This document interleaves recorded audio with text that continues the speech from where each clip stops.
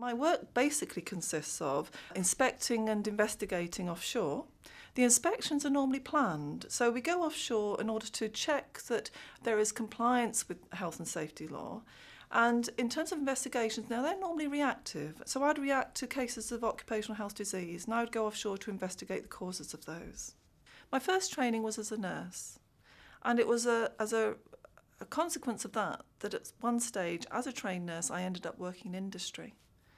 And by working in industry, I became aware of the HSE and became aware of the role that they played within the health and safety field. When you work in industry, HSE has quite a high profile. And at the time that I was working in industry, it's fair to say that I had huge respect for those that worked as part of HSE's team. In terms of joining HSE, it's quite a large organisation, but what you join is quite a small team. And it's that team that supports you initially. So although you might have some reluctance or some fear of what you're going to be expected of you, you've actually got quite a structured group in which to join. Well, I've been part of HSE for quite a long time now, so it's sometimes a bit difficult to compare what life would be like outside it. But what I do find is that HSE has been instrumental in developing my confidence, my competence at a number of areas. It's given me the opportunity to work across a number of industry bases.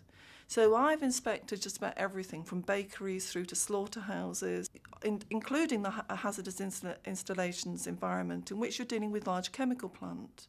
You know, you think, well, how would you actually develop that knowledge? But in fact, the fundamentals of applying inspection and enforcement techniques to ensure health and safety standards, it is a skill base that spreads across the industries.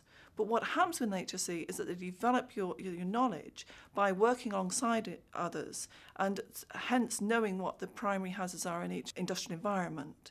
So in this way, you can move on and develop it. So working in HSE provides you with a constant opportunity for challenge.